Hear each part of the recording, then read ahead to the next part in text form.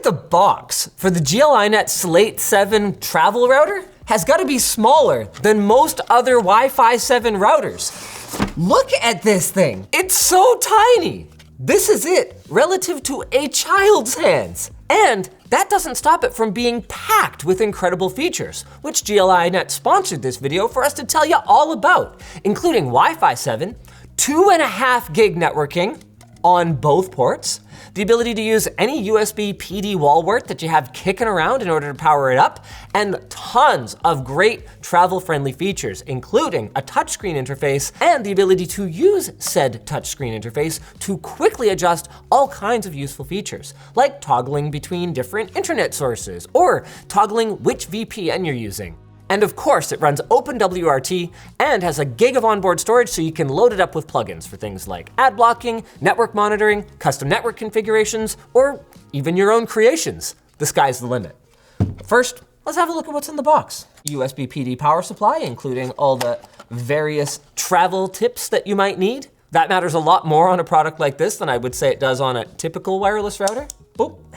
There you go. Now I'm ready to travel the world. Fun fact, by the way, we brought one of these along on our recent trip to China when we knew we were going to be broadcasting the WAN show from there, because with support for over 30 different VPN providers, well, you're bound to find one that's punching through the Great Firewall at the moment. What else we got in here? USB-C to C cable, flat style Ethernet cable, both about 3 feet long in case you were curious. And that's it for the box. Let's get it out of here and let's check out the software. Oh, before I plug this in actually, maximum 30 watts. That's not a ton. So while the Slate 7 doesn't have an onboard battery, nothing would prevent you from using a PD battery bank and running this from your cabana. You could plug in via USB with a little SIM-enabled cellular modem and boom, you've got an incredible little hotspot right there on the beach. Oh yeah, I haven't showed you guys the antennas yet. Aren't they cute? Look at it. What else we got here? Mode switch button. We will figure out what that does in a moment. Oh, apparently it's configurable. So you can switch between networks, toggle which VPN you're using. The choice is yours. Very cool. Oh, reset button. You'll love to see it. I know it's a router and it should have a reset button, but I don't take anything for granted anymore. This is user-friendly. Let's just put aside the quick start guide. I don't think we're gonna need that where we're going.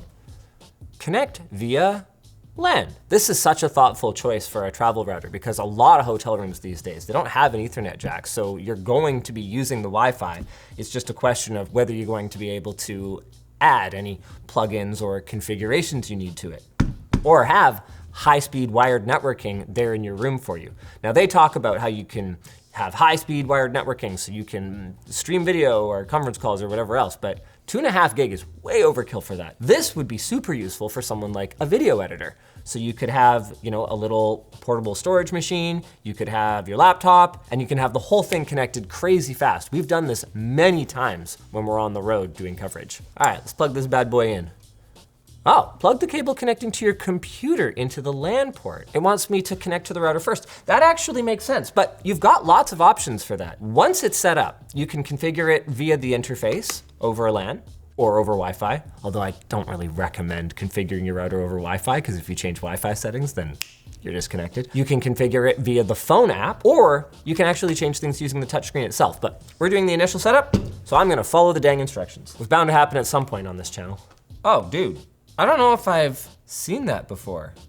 This just fired up. Travel King 224. Ooh, let's go. 160 megahertz dynamic bandwidth. Speaking of bandwidth, they rate the Slate 7 at 688 megabit per second on the 2.4 gigahertz band and about 2.5 gigabit per second on the 5 gigahertz band. It does not support 6 gigahertz, and it is worth noting that those are theoretical maximum speeds, and in the real world, you will not see them. All right, network guide.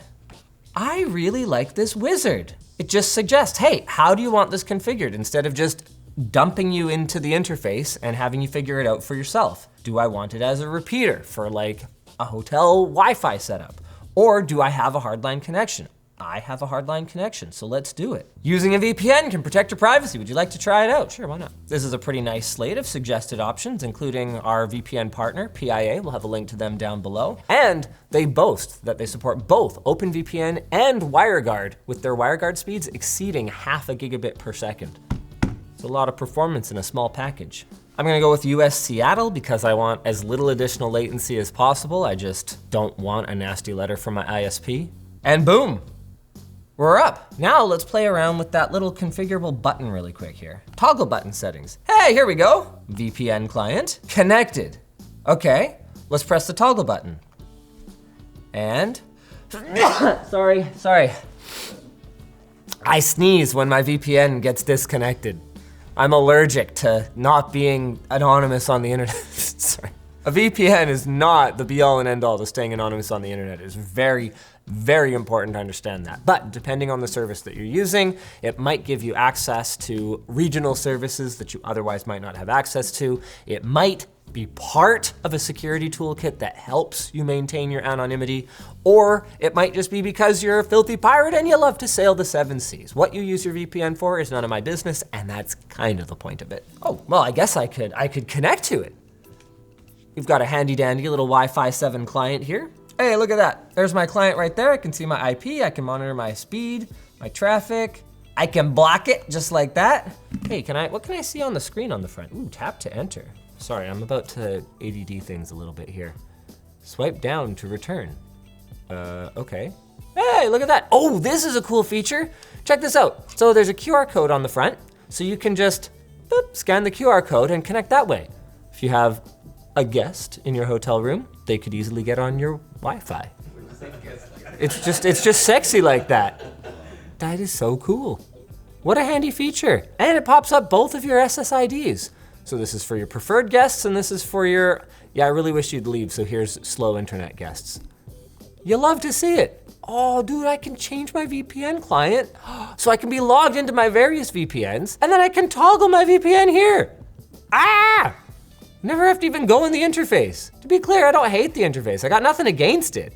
I just don't want to use it if I don't have to. This is so handy. Oh, I can switch to repeater mode. Just like that. You know, I wonder if it supports sharing your connection on the plane.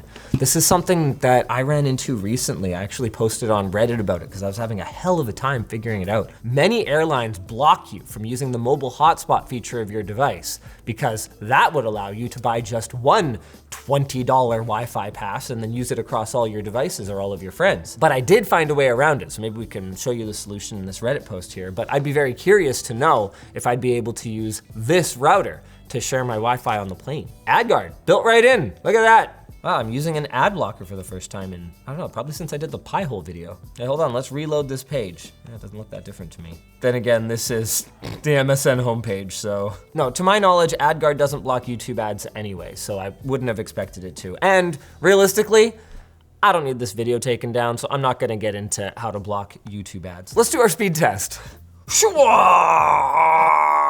Let's go. So if you ever felt like you needed a casual gigabit speed wireless connection while you're, chilling in your cabana, assuming that you can get that fast of an uplink to it, you can set up a guest Wi-Fi network, so that will give them access to the internet, but not any other devices that are connected to the network. Super handy. Highly recommend setting up a guest Wi-Fi at home. There is no reason that your guest needs to be able to have any kind of network connectivity to your NAS, for instance. Oh, wow, they put MLO right in the Wi-Fi configuration header because they want you to know that it supports MLO, which increases speed and connection reliability using multiple bands at the same time with supported devices. Very cool feature. Ooh, this is cool. You've got support for both global mode for your VPN and policy mode. Policy mode allows you to selectively use your VPN for certain clients or for certain services and websites. So say, for example, you didn't want your VPN to interfere with your gaming ping times. Policy mode is what you want. There's parental controls out of the box. In order to use those, you'll have to turn off network acceleration, so it will come at a bit of a performance cost. And probably the coolest thing about the software is that GL.iNet has committed to supporting this thing in the long term. And they boast that they have devices as old as like 10 years that are still getting security updates. This is a major concern for any network connected hardware. I mean, we've all seen those articles about hordes of zombie devices that are not getting security updates that are being used for like massive attacks on the internet. So be part of the solution, not part of the problem. Pick up a GL.iNet router today. It could either be the Slate 7 for your travel needs, or it could be one of their more home or small office, home office optimized products. We're gonna have all that linked down in the video description. This little bad boy is only gonna set you back $150, which, considering all the features and the convenient package, pretty sick. Subscribe to ShortCircuit. That'll be sick too.